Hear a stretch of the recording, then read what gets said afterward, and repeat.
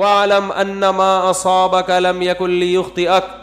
Tension ختم کرنے کے دو طریقے نبی نے بتا دیے یہاں پہ. ایک تو عمل صحیح کر لو تو ٹینشن میں اللہ آپ کے ساتھ ہوگا. دوسرا طریقہ تقدیر پر ایمان. فرمایا ان ما اصابک, جو مصیبت تمہیں پہنچی ہے, یعنی مطلب حدیث کا یہ کہ تمہاری حماقتوں سے نہیں. بھائی آپ صحیح سب کچھ صحیح کر رہے ہو تو پھر بھی اللہ کی طرف سے آزمائشیں آ جاتی ہیں.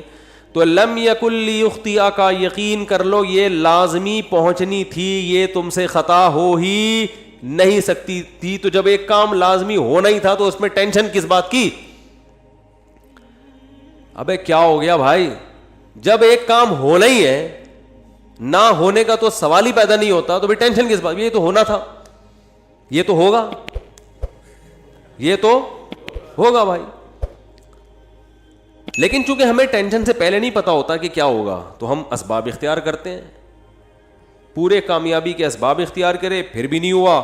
بھائی یہ تو اللہ نے ایسے ہی لکھا ہوا تھا. غزوہ احد میں 70 صحابہ شہید ہو گئے. کتنی بڑی ٹینشن صحابہ کے لیے, کتنی بڑی ٹینشن.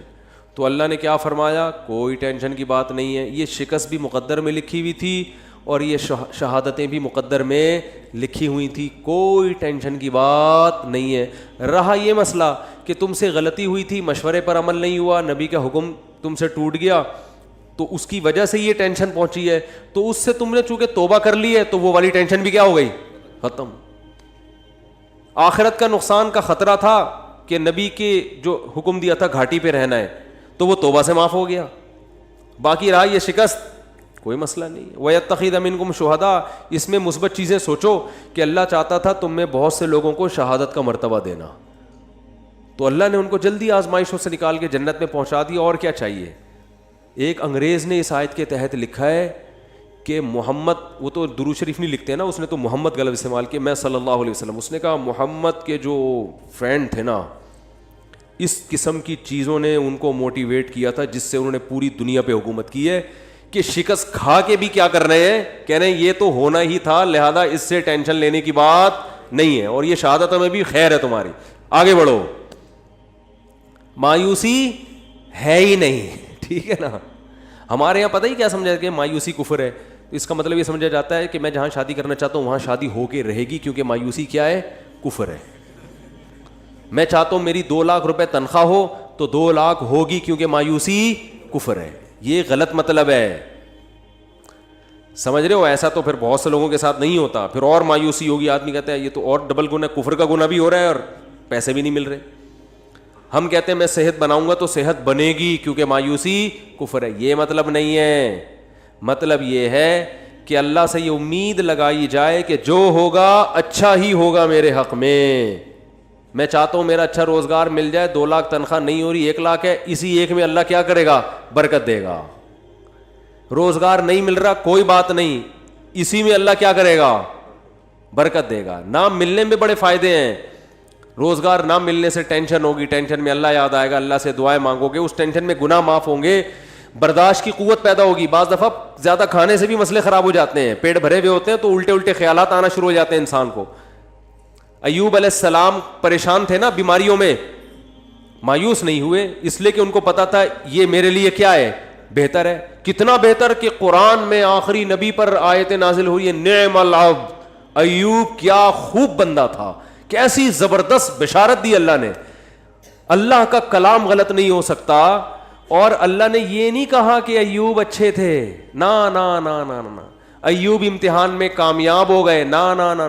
نعمہ تعجب کا صیغہ ہے, گویا اللہ تعجب کر رہے ہیں, یار کیا خوب بندہ تھا. اللہ کو تعجب نہیں ہوتا, لیکن اللہ ہم سے ہماری زبان میں بات کر رہے ہیں کہ اگر کوئی ایوب کی قربانی اور اس کے صبر کو دیکھتا تو کہتا ہے بھائی یہ صبر کھوپڑی میں آنے والا نہیں ہے, یہ تو بہت ہی زبردست بندے ہیں اللہ کے. اتنا بڑا کامیابی کا سرٹیفکیٹ ان کو اس بیماری کی وجہ سے ملا. اور آج ذرا سی پریشانی آدمی 10 قسم کے, یہ میرے ساتھ ایسا کیوں ہو گیا, میرے ساتھ ایسا کیوں ہو گیا. اور آج کل یونیورسٹیوں میں ہوتا یہ ہے کہ ٹینشنوں میں خدا کا انکار کر دیتے ہیں. پہلے تو یہ تصور نہیں تھا. اب جو نئی نسل آ رہی ہے نا, فون کرتے ہیں مجھے, بتاتے ہیں میرے ساتھ یہ ہوا, میں تو اللہ کو مانتا ہی نہیں. میں کہتا ہوں یار یہ میرے سامنے اتنا جری ہے, عام حالات میں کیا کر رہا ہوگا. تو نہ مانو, اللہ کو آپ کے منوانے کی کوئی ضرورت نہیں ہے. وہ سمجھتے ہیں کہ مجھے ترس آئے گا, ہائے بیچارے کے ساتھ اتنا غلط ہو گیا کہ یہ تو اللہ کو ہی نہیں مان رہا, ہائے ہائے ہائے, یہ تو آ جاؤ میں تمہیں تسلیم. میں کہتا ہوں بھائی تو نہ مان, جس خدا نے تجھے پیدا کیا ہے کم وقت تو اس کی نہیں مان رہا, تو ہماری کیا مانے گا ہے. تو یہ جو ایتھیزم پھیل رہا ہے نا, اور میں نے آپ کو رپورٹ پیش کی تھی نا کہ ایتھیس میں خودکشی کا ریشو زیادہ ہے, کیونکہ ایتھیزم کی طرف جاتا انسان بہت مرتبہ, ہمیشہ نہیں, بہت مرتبہ عدم برداشت کی وجہ سے. تھوڑی سی پریشانی آئی, اللہ کہاں ہے, اللہ میرے مسئلے کیوں نہیں حل کر رہا, تو پھر وہ اللہ ہے. اللہ پر ایمان کا مطلب وہ اللہ ہے, اس کو اللہ مانا جائے, تو اللہ کا مطلب اختیارات اس کے پاس ہے, میرے پاس نہیں ہے, تو اپنے حساب سے آپ کو چلائے گا, وہ آپ کے حساب سے نہیں چلے گا. پھر یہ ایتھیسٹ کہتے ہیں دعائیں قبول نہیں ہوتی, دعائیں قبول نہیں ہوتی. آج کل یہ نوجوان لڑکوں کو بہت ہے, یار میں اتنے دنوں سے دعا مانگ رہا ہوں قبول ہو نہیں رہی. کوئی اللہ نہیں ہے, سب مولویوں نے لوگوں کو بیوقوف بنایا ہوا ہے. ابے جن مولویوں کے تم کہہ رہے ہو بیوقوف بنایا ہوا, وہ تم سے زیادہ دعائیں مانگ رہے ہوتے ہیں. اگر بیوقوف بنایا ہوا ہوتا وہ نہیں مانگتے, تمہیں کو لگایا ہوا ہوتا دعاؤں پہ انہوں نے. لیکن وہ جب دعا مانگتے ہیں ان کو قبولیت سے کوئی سروکار ہوتا ہی نہیں. ان کا مطلب ہوتا ہے اپنی فائل اللہ کی عدالت میں فائل کر دینا, اپنے ڈاکومنٹس اللہ کی عدالت میں جمع کرا دینا. یار تسلی اللہ کو بول دیا, اب جو ہوگا صحیح ہوگا. یہ تو اس لیے دعائیں مانگتے ہیں. یعقوب علیہ السلام ساری زندگی دعائیں مانگتے رہے, اللہ اولاد ملا دے, اولاد ملا دے, اولاد سے میری ملاقات کرا دے, میرے بچے کو محفوظ فرما لے, ہے نا. دعائیں مانگتے رہے, دعائیں مانگتے رہے. آنسر کیا آیا, دوسرا بچہ بھی گم گیا. یہی ہوا نا, بنیامین جو دوسرا بیٹا تھا وہ بھی بھائیوں نے یہ کہا کہ وہ بھی. تو اب کیا کہہ رہے ہیں, فصبر جمیل, صبر کروں گا اور صبر میں بھی جمال پیدا کروں گا. جمال کا مطلب خوبصورت صبر ہوگا. علماء کہتے ہیں صبر کی دیر آر 2 types آف صبر.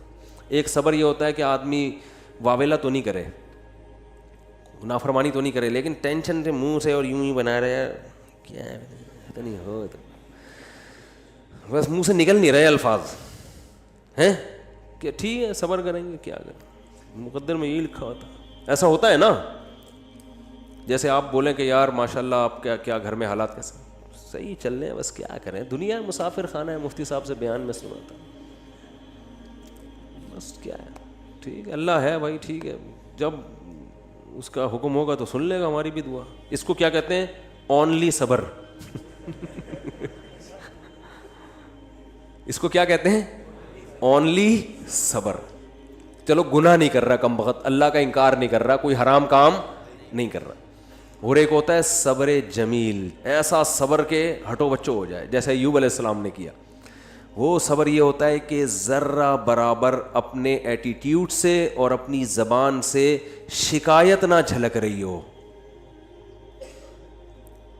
جیسے ہمارے حضرت نے غربت میں فرماتے ہیں کہ جو میں صبر نہیں کرتا تھا کیونکہ مجھے ڈر لگتا تھا گناہ نہ ہو جائے. اللہ کہے گا صبر تو مصیبتوں پہ کیا جاتا ہے, تجھے مصیبت کہاں پہنچی ہوئی ہے, بلکہ میں اپنے آپ کو کیا سمجھتا تھا, بادشاہ ہوں, اس لیے میں لوگوں سے الگ رہتا ہوں.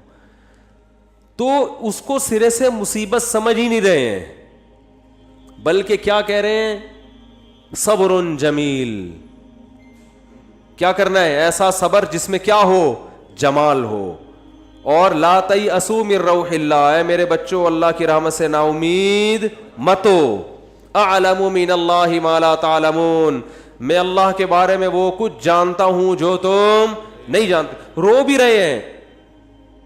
اب آپ کہہ سکتے ہیں جب اپنے عمل سے بھی شکایت نہیں کرنی, زبان سے بھی, تو پھر رو کیوں رہے ہیں؟ یہ غیر اختیاری ہے, اس پہ کوئی پکڑ نہیں ہے, اور یہ آپ کے دل کے زندہ ہونے کی دلیل ہے. کیونکہ رونا بھی نہیں آ رہا بچے کے گمنے میں, اس کا مطلب آپ کے سینے میں دل ہی نہیں ہے.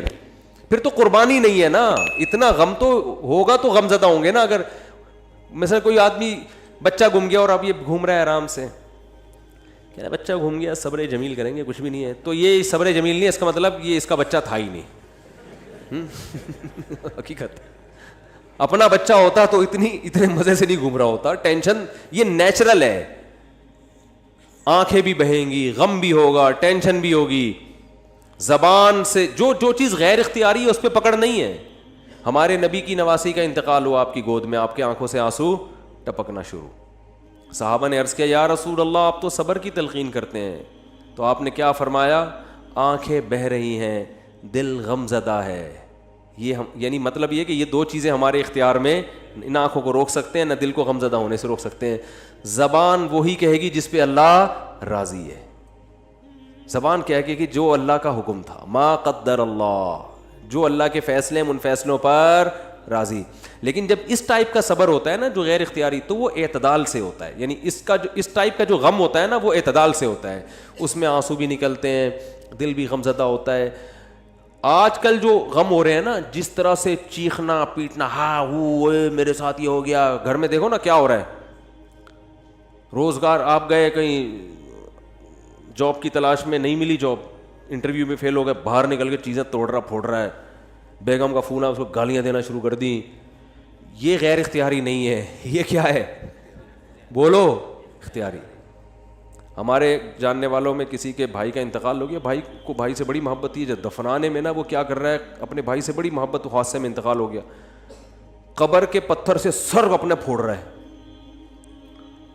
ہمارے امام صاحب نے اس کو پکڑا، بھائی تیرا سر پھٹ جائے گا، کیا رو رہا ہے، چیخ رہا ہے. قبرستان میں وہ جو سلیبیں ہوتی ہیں نا جو رکھی ان پہ سر مار رہا ہے اپنا جا کے.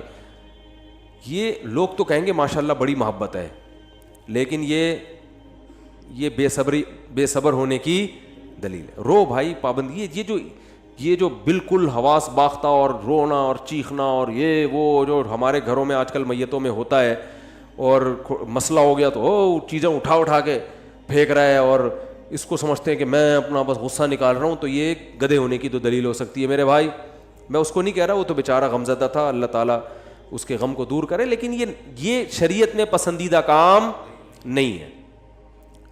میتوں پہ چیخنا، میتوں سے لپٹ کے پاگلوں کی طرح رونا، بھائی بس رو آپ جو اللہ نے آپ کو پرمیشن دی. اور یہ رونا اچھی علامت ہے کیونکہ یہ محبت کی دلیل ہے. اور آپ صلی اللہ علیہ وسلم نے ایسے موقع پہ یہ بھی فرمایا کہ یہ اللہ کی وہ رحمت ہے جو اللہ نے اپنے بندوں کے دلوں میں رکھ دی ہے. اسی محبت کی بیس پہ تو حقوق ادا ہوتے ہیں. اتنی بھی نہیں ہوگی تو پھر حقوق تھوڑی ادا ہوں گے. سمجھ میں نہیں آ رہی تو رہنے دو. اچھا آ رہی ہے الحمدللہ. تو بات کیا چل رہی تھی؟ صبر. ہاں، یعقوب علیہ السلام دعائیں مانگ رہے ہیں میرا بیٹا مل جائے جہاں وہ اچھی حالت میں ہو. اور دعا قبول کیسے ہو رہی ہے؟ دوسرا بچہ بھی گم گیا. اب آج کل کوئی یونیورسٹی اور کالجز کے لڑکے ہیں، ان کو اتنے بڑے بڑے غم نہیں پہنچتے. ان کو یہی ہوتا ہے وہاں شادی کرنا چاہتے تھے نہیں ہوئی، حالانکہ رات کو اٹھ کے اتفاق سے اس دن دعا بھی مانگی تھی. زندگی میں پہلی دفعہ کیا کیا تھا؟ دعا مانگی تھی. دانت برش سے صاف کر لیے تھے، گٹکے اور چرس کی بدبو ختم کر کے اللہ سے دعا مانگی تھی. اس دن پی بھی نہیں تھی ہم نے. ٹھیک ہے نا؟ کوئی عمل اللہ کے سامنے دکھانے کے لیے بولو نہیں ہے. پھر دعا مانگ رہے ہیں اور چاہتے ہیں کہ فوراً سے پہلے قبول ہونی چاہیے، پھر ہم اللہ کو مانیں گے. اللہ نے کہا ہے غیب پر ایمان لے کر آؤ پھر میں مانوں گا. کیونکہ میرے بھائی ایسے تو آپ ڈی ایس پی کو بھی مانتے ہو، ایس ایچ او کو بھی مانتے ہو، کیونکہ آپ کو پتہ ہے کہ ان کے پاس تو جو پاور ہے وہ تو نظر آتی ہے نا. ایسے تو سب محلے کے دادا کو بھی مانتے ہیں، یار اس سے جو بولو کام ہو جائے. اللہ کو ماننے کے لیے یہ ضروری ہے کہ اپنی فائل اللہ کے دفتر میں داخل کر دی، دعا قبول ہوئی تو بھی ٹھیک ہے، نہیں ہوئی تو بھی قبول ہی سمجھی جائے گی کہ قبول ہی ہوئی ہے. سمجھ رہے ہو؟ غیب پر ایمان. تو یعقوب علیہ السلام دعائیں مانگتے مانگتے مانگتے قبولیت کا کیا طریقہ ہوا؟ دوسرا بچہ بھی گم گیا. پھر بھی کیا کہہ رہے ہیں؟ انما اشکو بثی وحزنی الی اللہ. میں اپنا غم صرف اللہ سے بیان کرتا ہوں. یہ عبدیت ہے. دیکھو اتنا فنٹر بننا کہ اللہ کے سامنے بھی غم نہ بیان کرے، یہ صبر نہیں ہے، یہ فنٹر گیری کی کیا ہے؟ اگر کوئی غم ہے تو اللہ کے سامنے بیان کرے بھکاری بن کے. اللہ کو عبدیت پسند ہے. اللہ کو کیا پسند ہے؟ عبدیت. بعض لوگوں پہ تقوی کا ضرورت سے زیادہ مسالہ لگ جاتا ہے. اب وہ بیمار ہیں تو اللہ سے بھی نہیں کہہ رہے ہیں بیمار، وہ کہہ رہے ہیں میں تو بالکل ٹھیک ٹھاک فٹ فاٹ. تو اللہ سے نہیں، اللہ کے سامنے تو اللہ کو کیا پسند ہے؟ عارضی. تھوڑی بیماری ہو اللہ سے کہے اللہ یہ تھوڑی ہے مگر تو نے تو تھوڑی بیماری دی مگر میں اتنا کمزور ہوں، مجھے یہ تھوڑی بھی بہت ہے، اس کو بھی ختم کر دے. اے اللہ تو نے مجھے بہت رزق دیا، نعمتیں بہت ہیں، مگر میں اتنا نالائق ہوں نا، یہ بھی میری اپنی کنجوسی کی وجہ سے مجھے تھوڑا لگ رہا ہے، تھوڑا اور بڑھا دے. ٹھیک ہے نا؟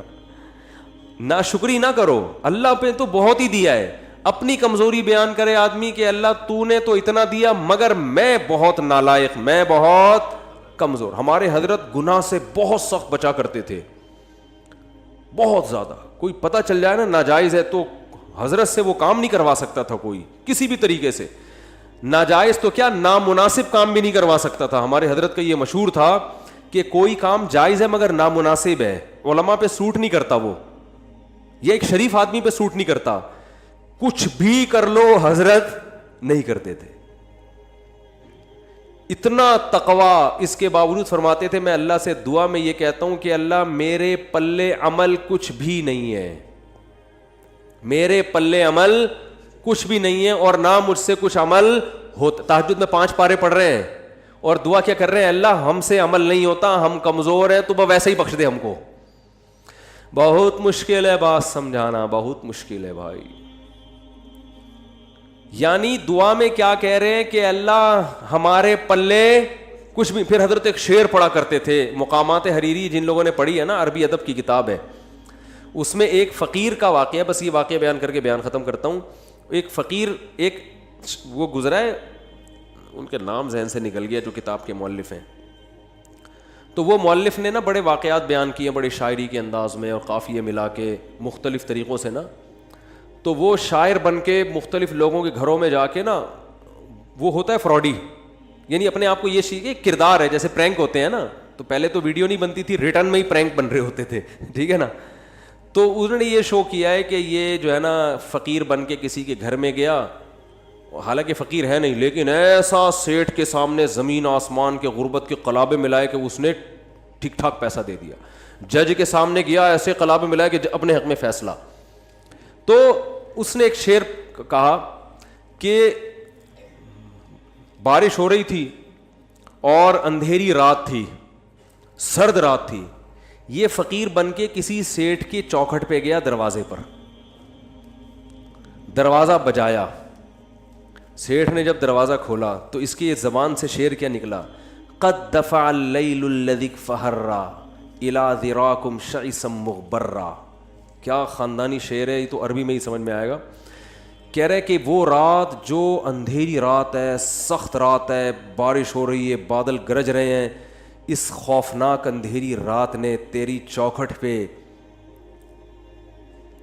ایک ایسے شخص کو لا کے پھینک دیا ہے جو بالکل بے یار و مددگار ہے, غبار آلود بال اور پھٹے ہوئے کپڑے. شعیسا غبار آلود, مغبرہ غبار آلود, شعیسا بکھرے ہوئے بال, یعنی بالکل قسمہ پرسی کی حالت میں اس اندھیری رات نے ایک شخص کو تیری چوکھٹ پہ لا کے ڈال دیا ہے. تو سیٹھ کو تو جوش آئے گا نا, یار یہ رات کو میں ہی ملا تھا تیرے یہاں ڈالنے کے لیے, تو پیسے دے گا کہ نہیں دے گا. شاعری میں بڑی جان ہوتی ہے نا. قد دفع اللیل الذی, ورنہ رات کے اندھیرے میں کون کسی کے گھر پہ جاتا ہے, اور ایسی رات جو ٹھنڈی بھی ہو, برسات بھی ہو رہی ہو, اولے برس رہے ہوں اور جناب گھٹائیں آئی ہوئی ہوں, ایسی رات میں اگر کوئی کسی کی چوکھٹ پہ جا رہا ہے اس کا مطلب واقعی وہ ضرورت مند ہے. تو کہہ رہے ہیں اندھیری رات نے تیری چوکھٹ پہ ایک ایسے آدمی کو لا کے ڈال دیے جس کے پاس بال بنانے کا کے اسباب بھی نہیں ہیں, غم کو صاف کرنے کے وسائل بھی نہیں ہیں. تو ہمارے حضرت یہ شعر فرماتے ہیں, میں تہجد میں پڑھتا ہوں جب اللہ کے سامنے کھڑا ہوتا ہوں نا, کہ اللہ اس اندھیری رات نے ایک ایسے شخص کو تیری چوکھٹ پہ لا کے ڈال دیا ہے جو عمل کے لحاظ سے بالکل زیرو ہے. پراگندہ بال کا مطلب عملی لحاظ سے غریب ترین, کچھ بھی عمل اپنے اعمال میں, وہ تو مال ظاہری لے رہے ہیں نا, یہ کیا مراد لے رہے ہیں, عمل مراد لے رہے ہیں. عمل کے لحاظ سے پراگندہ ہوں, میرے پلے کچھ بھی نہیں ہے سوائے تیری رحمت کی بھیک مانگنے کے لیے آیا ہوں. تو سب کو اہل اللہ سب کچھ کر کے بھی ایسی تواضع اللہ کے سامنے کہ اللہ ہمارے پلے کچھ بھی نہیں ہے. اور پھر فرماتے تھے میں سست ہوں, مجھ سے کچھ بھی نہیں ہوتا. حضرت ایک مثال بھی دیا کرتے تھے کہ والدین کا جو بچہ سست ہوتا ہے نا, اپاہج ہوتا ہے, تو والدین اس کا خیال زیادہ کرتے ہیں.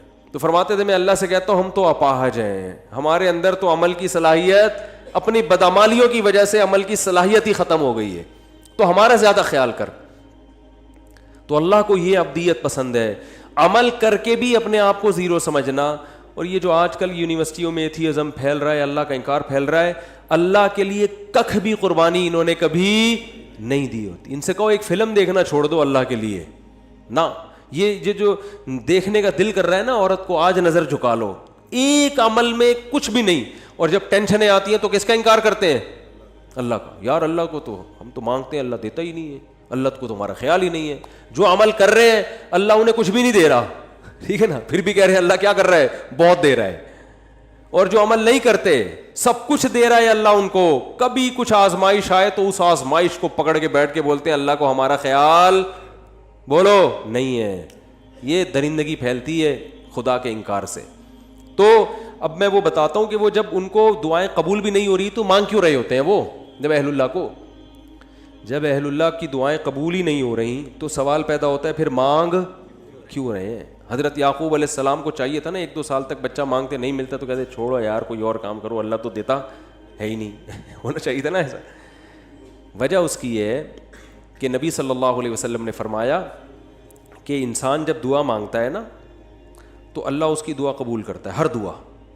فرمایا لیکن ایک وقت آتا ہے جب انسان کہتا ہے کہ اللہ میں مانگ مانگ کے تھک گیا مگر تو دعا قبول نہیں کرتا. جب یہ لفظ کہتا ہے تو پھر اللہ قبول کرنا چھوڑ دیتا ہے. اچھا یہ لفظ کہتا کیوں ہے؟ اس لیے کہتا ہے نا کہ اس کو قبول ہوتی بھی نظر نہیں آتی. تو اللہ کے نبی نے فرمایا کہ جو نظر نہیں آ رہی نا قبول ہوتی بھی وہ ساری ہو رہی ہوتی ہیں, لیکن جب دل میں یہ خیالات آنا شروع ہو گئے اب قبول ہونا بند. تو اللہ قبول کر رہا ہے لیکن وہ اپنے حساب سے کر رہا ہے. وہ یعقوب علیہ السلام کے بیٹے کو چھڑوا کے اور پھر دوسرا بھائی بھی چھڑوا کے وہ آپ کو آزما رہا ہے کہ ابھی بھی مانگتے ہو کہ نہیں مانگتے. جب اللہ نے دیکھا آزمائش میں کامیاب تو اللہ نے بادشاہ بنا کے ملایا, ٹھیک ہے نا.